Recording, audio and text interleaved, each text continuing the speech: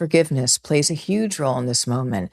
Forgiveness of yourself, forgiveness of others. When I was seeing the transformations that my end-of-life patients were having with using the power of forgiveness, like night and day, and they led to the most beautiful end-of-lives I've ever seen.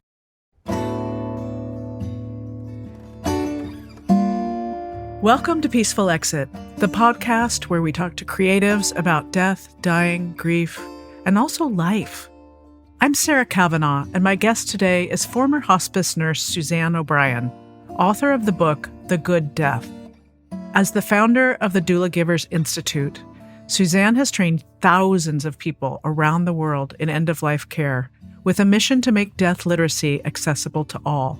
She believes that dying is not just a medical event, but a sacred transition, one that can be met with preparation, presence, and even peace. In this conversation, Suzanne shares what she has learned from decades at the bedside of dying people, how to diminish fear of the natural dying process, and why granny pods matter now more than ever.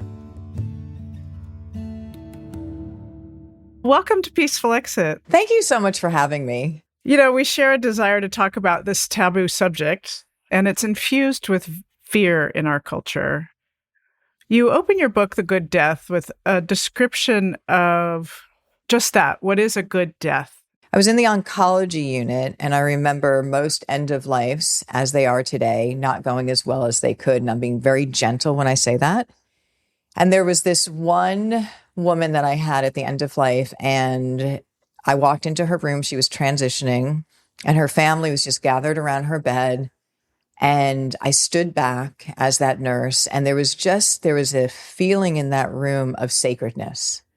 And yet it was a hospital room with, the white walls and just not exactly the warm place that we probably want our end of life. But there was something happening there. And the family was just silently not saying anything, but holding space for her in this beautiful transition out of this world. And the feeling that I got was overwhelming love. And I came out of that room, and I remember stopping, because most of the end-of-lives I had experienced up till that point as a hospice and oncology nurse were not good deaths. And I said, if people knew that, if they knew end-of-life could be like that, they'd never be afraid. So I'm going to tell them. But the other thing that I had to go down, the organic few patients that I had that really had beautiful end-of-lives, a good death, I said, what are the elements? Why did that person have a good end-of-life when so many are not? And it was really that they lived with the awareness that one day they would have this natural, sacred part of the journey. Did you have any experience in your own life that was less than a good death? I had no experience with end of life, and which is, I think, another really teaching point in this. I remember becoming a nurse and thinking that this was going to be it, right? I had found what my purpose is. I'm going to be a nurse. It's going to be a helping profession. I'm going to help patients and families and get fulfillment, and it's going to be great. I found it. 6 months into nursing in the hospital, I said, this is the worst decision I ever made. I'm pulling around med cards. I'm shoving medication into people, being timed with it. I'm doing documentation. I'm not with the patient. And I thought, what am I going to do? I just went through 3 years of nursing school, student loans. I'm a single mother. And I heard a little voice that said, go to hospice. I have zero end-of-life experience, not a family member, nothing. But when I heard it, there was an expansion that happened. There was a connectedness that I hadn't felt before. And the first day I went out to see hospice patients, I knew I was in the exact place I was supposed to be in my life. It was like the piece of the puzzle fitting. I had the same experience with Peaceful Exit. It came in that sort of an inspiration. Talk about the early days of founding the International Doulagivers Institute. How did that all start? Were death doulas a thing at the time? No. So it started, I've been doing this since 2008. End of life was not going well for most of the families and the patients. And why? Fear of death is number one. As a hospice nurse, I was there for 1 hour once a week if that patient was stable.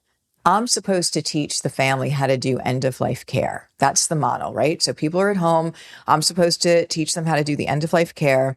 If I'm there for 1 hour once a week and they're petrified, how well do you think this goes? It doesn't. So I'm running around, I'm working after hours, not being paid, and I cannot supply what's needed to have these end of lives go well. We don't have another opportunity to do it. after doing a lot of this work, I actually volunteered in Zimbabwe, Africa as a hospice nurse. And it was there that they were taking me out and showing me that they don't have the medications we have. They don't have a lot of what we'll call like the medical advances. But they were taking a neighbor and training them to sit with the dying patient and family and hold space for them. And I thought, gosh, that's just like a birthing doula. What a beautiful thing. Because I knew when I was coming into the homes of families as a hospice nurse, the stress would go down. When I would leave, the stress would go up. And I knew that they were not at all prepared for this end of life. It's actually a cruel model at this moment. If I'm supposed to teach as the hospice nurse, the family how to do the care, but I'm there for 1 hour once a week, why don't I put together a full training? And I did. I developed the Doulagivers Level 1 Family Caregiver. I defined 3 different phases of end of life, the interventions to use from start to finish. And here's the story. I remember going to my CEO of hospice and I said, end of life is not going well for most of the patients. We have to do more. And he said, we can't do more. That's all we can offer them. And I said, I have this idea. What about this training? And he looks at this training and he said, this is great. We can't do it. I said, why? He goes, we won't get reimbursed for it. The minute we put a dollar amount and a time limit on end of life, we're doing something wrong.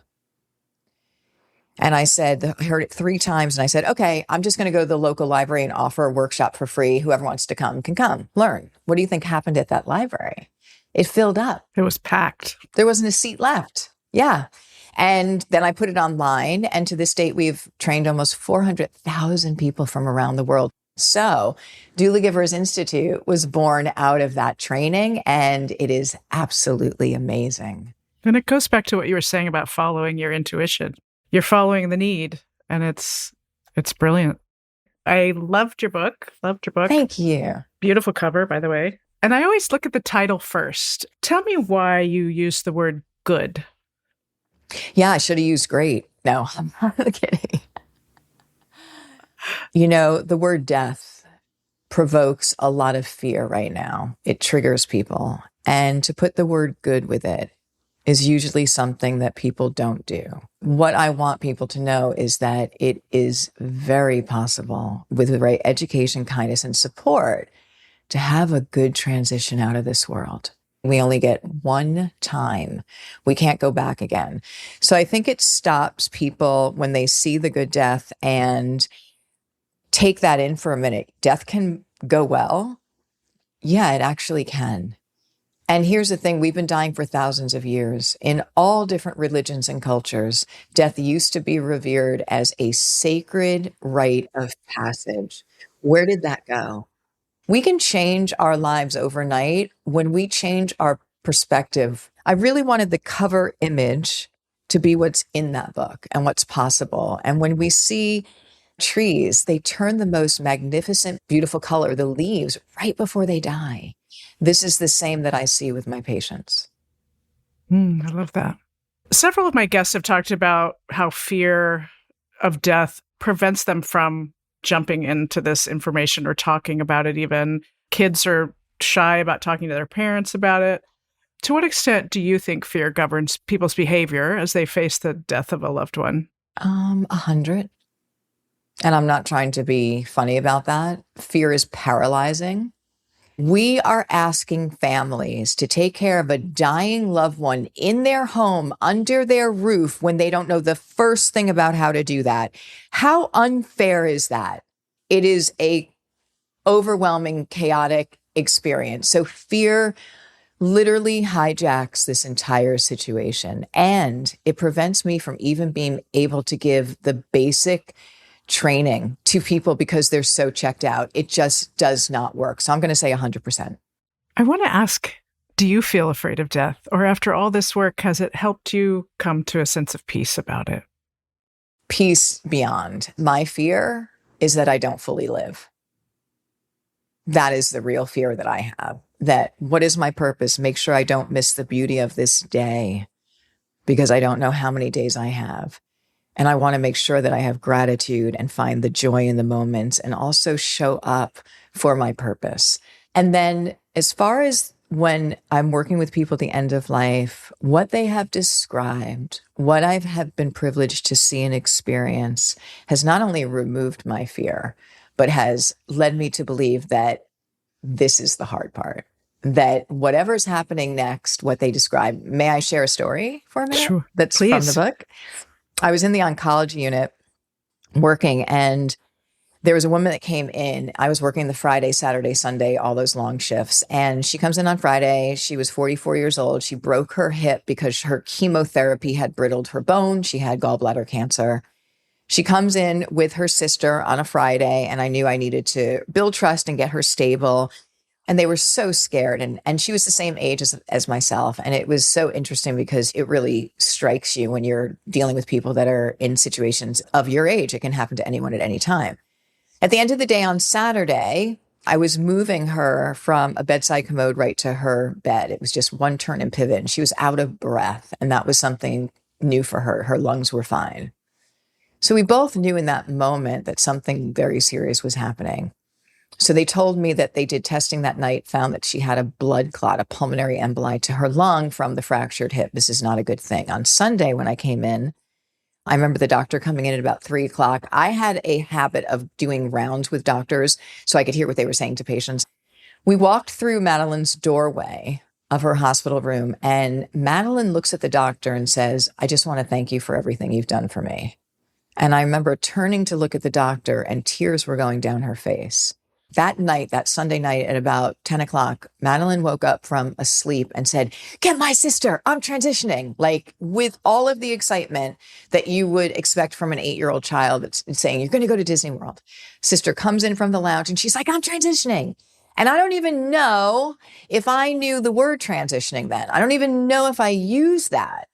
So what I want to share with you is that within a few days, this woman goes from being alive to having an end of life. But what did she see and what did she know in that sleep that she was in that not only reduced her fear, but had her excited about the next chapter? And by the way, I have hundreds of these stories. People picking the time that they die, waiting for someone to come, waiting for someone to leave, saying, "Suzanne, it's so beautiful. Don't be afraid." So when you say, did it reduce your fear? It allowed me to know, Sarah, there is so much more going on in this journey that we have. And so I wanted to say, what is it all about? Why are we here? What is the bigger picture about humanity and purpose and leaving the world a better place and getting back to heart-centered guidance and kindness? In my personal world, it's so interesting that you mentioned leaving the room, because my mother waited until we all left the room and my father fell asleep. My father, on the other hand, we were there in the room when he died. So it really depends. It's all, each one is different. It is, but I think that knowing that is so important.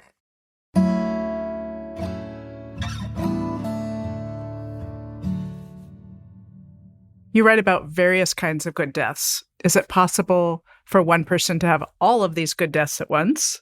So it absolutely is, but it takes conscious work. So in the book, what I realized when I was working with end-of-life patients is, yes, we're holistic beings, and there's 4 equal parts to us: physical, mental, emotional, and spiritual. And each one of those bodies of energy requires different care, different healing. So I break it down into categories about physical choices. Where do you want to be? How comfortable do you want to be? What's important to you, and all of that and surroundings.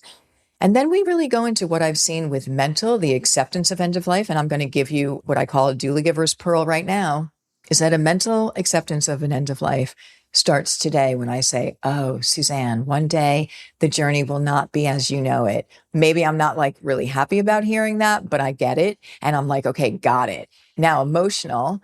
And this takes a bit more of the work, right? And a little bit more of the courage. Forgiveness plays a huge role in this moment. Forgiveness of yourself, forgiveness of others. When I was seeing the transformations that my end-of-life patients were having with using the power of forgiveness, like night and day, and they led to the most beautiful end-of-lives I've ever seen. And then spiritual. Where is your connection with your being part of you, your heart part of you, nature, all the things we learn. And then I added in a 5th one, and it's very practical, but it's extremely important, is the financial good death. And this is what I see most of the time happening for families right now. We pretend death isn't going to happen. It does show up because 100% of the time it will. And then the family who should be grieving and should be taking this moment in has to go on a scavenger hunt and has to try and figure out where are the passwords? How do I get into the bank account? I mean, it's terrible. And so for me, as a responsibility to myself and my family, especially, is to make sure that I have my quality of life advance directive done, that I share with them how I want to be celebrated. Do I want a natural burial? And by the way, when I do these things of sound mind with clear thought today, they save me so much money. And you don't want your family's last memories of you to be the logistics of having to deal with the detritus of your life. And also, don't leave it for them as this surprise. Talk with them now. Let them get fear out on the table now. And so it doesn't put the responsibility on them to try and figure out what should we do for her, because they'll never agree, families, because fear is there. When they have a clear direction that I've already given them and the rationale why, all they have to do is follow that. It gives them a roadmap. So things have changed over the last decade. It feels like more young people are dying violently. You know, we're in a time of some pretty scary types of deaths, like people going on school campuses and committing crimes and things. And it's my own personal curiosity about how do we help caregivers of those who don't die a peaceful exit? So when there is a sudden end of life, in whatever capacity that comes about, a friend, a doula, a family member, if you can try and help create space to slow that down. And yes, a violent death in the hospital has their end of life, and you're suggesting to family, have you thought about bringing them home? And there's lots of people that can help do that. The gift that provides them is like I've never seen before. So that's what I would suggest. And I know it's a hard one. Yeah, most people don't realize they can bring the body home. And that's what I wanted to just say, that everyone has the right. You own your dead. You own your families. You have the right. It's yours. So don't let anyone tell you you can't. And again, if we can get this information out sooner about all of the support that's in your local areas, the better, because it's always good to have some idea. And so doulas are actually working sometimes with trauma units and with emergency rooms because they don't have the time. And then if a family does have somebody who died, the nurse can't sit there with them for hours, which we want to do. Bring in that local doula giver. It would be amazing. And you know what it's going to do for those left behind. Even if someone is squeamish about keeping a body at home, what do you tell them about what you know happens to the loved ones around that body at home?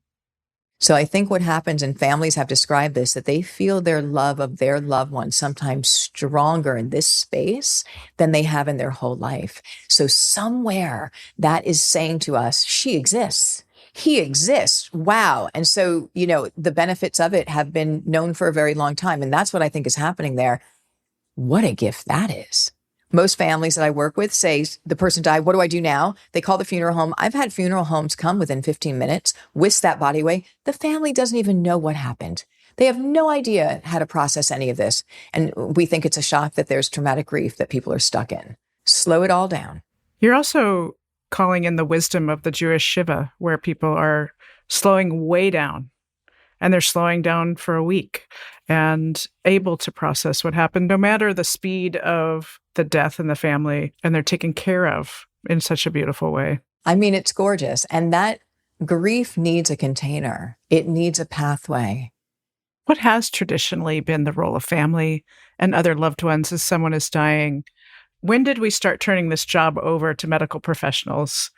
When we started making these things called medical advances. And in one sense, that's a great thing. But we absolutely forgot two things. Keeping people alive and living are two very different things. And so when we made medical advances, in one sense, yeah, we can keep people alive forever. Is that really the answer?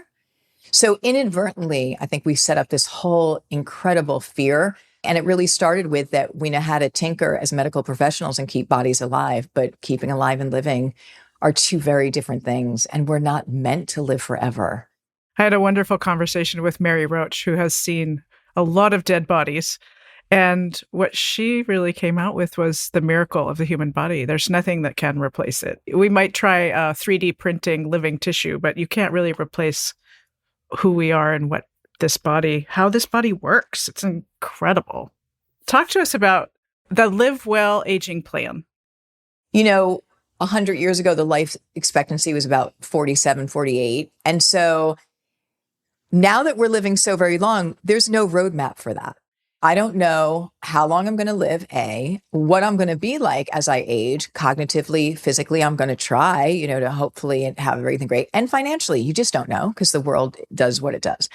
So we want people to think about the plan A. If I needed some form of assistance, if I had some issues, there used to be multi-generational living where it was just known that mom and dad, as they age, are going to live in the house. It will have our eyes on them. And that's a really, really good choice, by the way. But if that's not the case, then where is somewhere that's the middle of the road? Okay, so I don't want to intrude on my son's family and his life, but are they willing to put maybe a granny pod in the backyard? What's plan C? If I needed full-time care, if I didn't have finances, is there an assisted living or some type of nursing home that is a loving home that I know that people are well cared for? And I have to say that that's not always the case, as we know.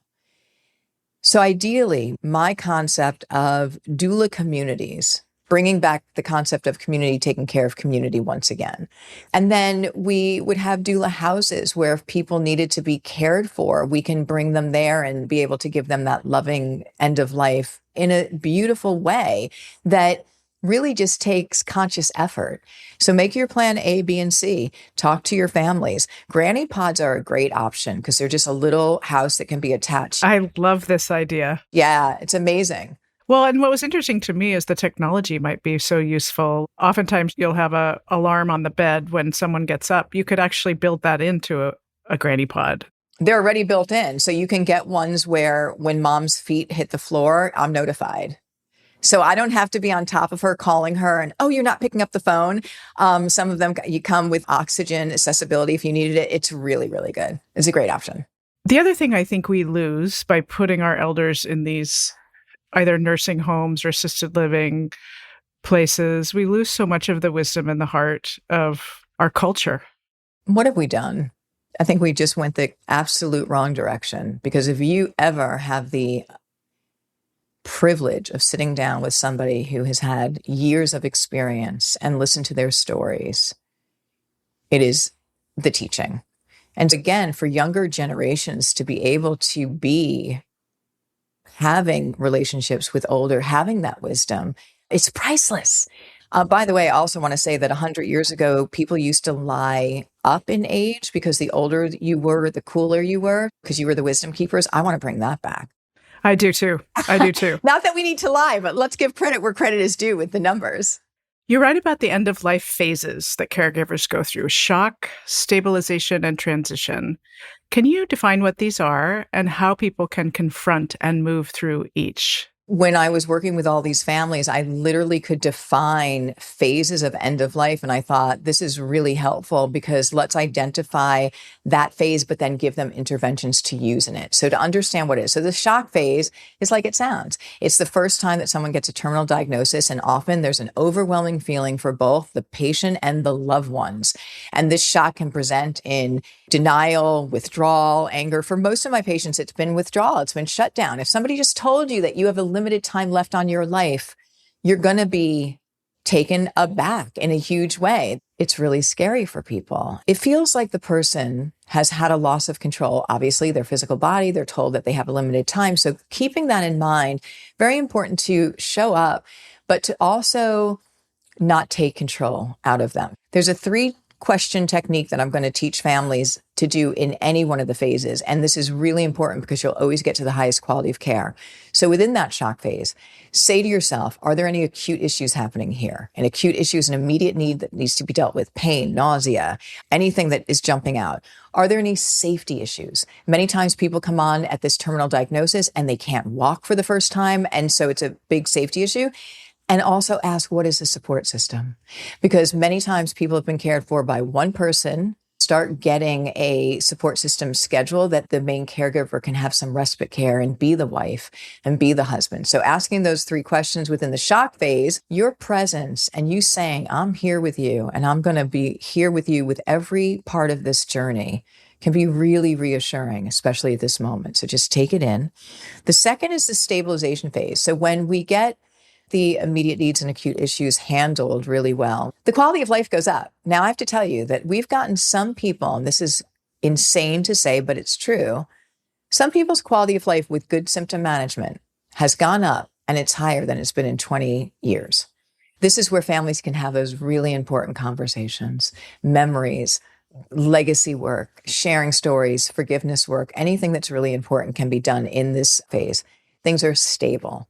And then the third is this transition phase. And the transition phase is, you can think of it as that birthing of the baby, that active labor. This is the active dying.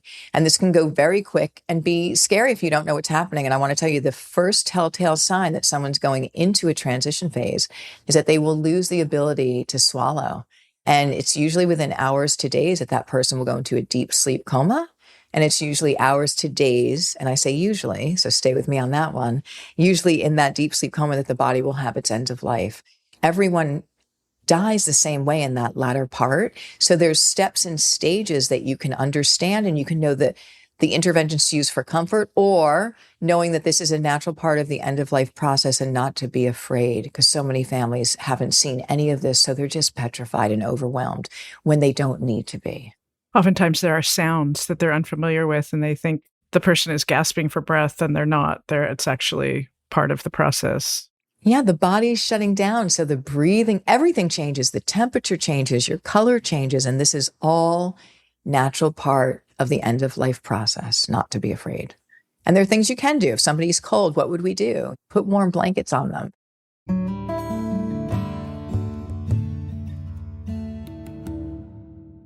So I interviewed Patty Davis early in the Peaceful Exit podcast. She wrote a book called Floating in the Deep End about her dedication to creating support groups for caregivers of dementia patients. And you devote a whole chapter of your book to how caregivers can avoid burnout. You also admit in your book that you experienced burnout yourself. In your work as a doula, how have you seen burnout manifest? How can those caregivers practice self-care?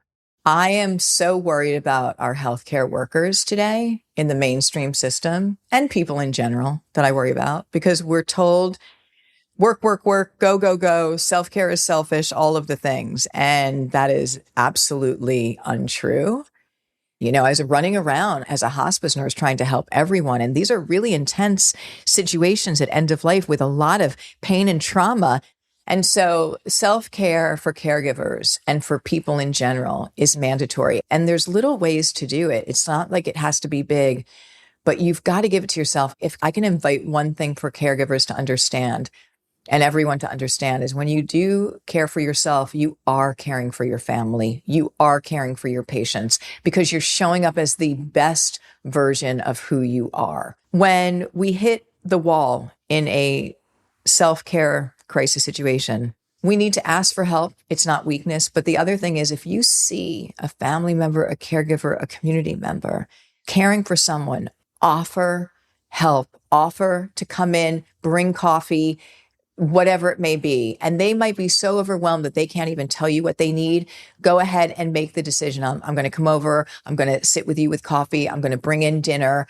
We have a support system scheduler that's really beautiful in the book. And it has a lot of prompts for people that you can share that when there's a need, and people can fill in what they want to do and how they want to help. Because people do want to help. They just don't know how. That's right. And they're afraid of oftentimes even bringing it up. I'd love to go a little deeper about forgiveness. I spoke with Dr. Anita Sanchez about forgiving the unforgivable in your life. And you say in your book, forgiveness is the single greatest transformational tool at the end of life. Talk to us a little bit about your exploration of forgiveness in your book, in your life. What does it mean to you? If I may, I want to really clarify that it's the most transformational tool at the end of life and in life. And so when I was with people at the end of life, and this is what was happening, is their physical bodies were diminishing, their spiritual body was growing. This is the point that I call that they get their spiritual eyes or their spiritual wisdom. And they were able at this point organically to look at their life through a different lens. And it led to the most luminescent, unbelievable end of lives on so many levels, plus the healing amongst family members if there were other people involved. And so when I saw that, I said, oh my goodness, look at that from that transformation. What am I holding on to? Am I holding on to things that I regret, choices that I made that I wish I made different? By the way, there is no judgment and welcome to the human being experience. I want that. I want that clarity. I want that flow and that peace that these people are sharing as possible. What happens to someone when you say, I forgive you, please forgive me? The forgiveness is not for the other person, it's for you. This is about your journey about forgiveness, but don't wait for the end of life. Do things now. I remember a little aha moment in your book when you said you can write your own eulogy. I hadn't thought of that. When we were doing the audiobook to that, I remember the engineer, after I read an example, came out crying because it's so moving. So think about it. Your loved one's physically not here. You're sitting together. Someone's reading a letter in their voice to you like they are right here in this moment. What could be more powerful than that? It's gorgeous. It also really, again, is a life lesson. If I'm writing a eulogy and thinking about how I want to be remembered and what's important, I'm like, oh, if I want to be remembered like that, I want to be like that and do that. Yeah, absolutely. It reminds you to do that while you're still living. There you go. And also, it's an opportunity to forgive someone that you're not safe to address it now, but you could write a forgiveness into a letter. Bring yourself back to a moment when there was a really good death in all ways. What does a peaceful exit mean to you? It means a good life. And, what does that mean? It means not missing it. I remember there was an 80-year-old man, and he had 5 children, and it was one of the wealthiest houses I've ever been in, not monetarily, in love. You could tell that they had connection. They had a quality of life. And there was just such an organic peace. And at the end, I remember there was one daughter who told me he was reaching up and he was talking to someone that she couldn't see. And he kept saying, are you here to take me? You look so young. You look so young. And it was just fascinating. But she said everything was so peaceful. But what I mean about all of that was it wasn't just him that had absolute acceptance. And then they were able to care for him with what was needed. It was really wonderful.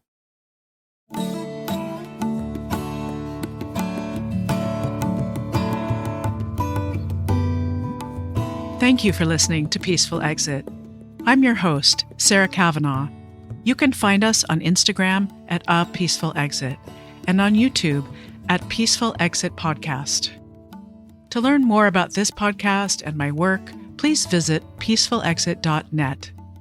You can also send us an email and let us know what you thought of this episode or share an idea for a new episode. We're at peacefulexitpodcast@gmail.com. Our senior producer is Julie Canfer, and our sound engineer is Jason Gambrill. Additional support from Cindy Gall and Sierra Austin. I have an amazing team. Original music provided by Ricardo Russell. Please make sure to follow us on YouTube, Spotify, or Apple Podcast and rate and review us wherever you listen. It really makes a difference. And please tell your friends about Peaceful Exit. As always, thank you for listening.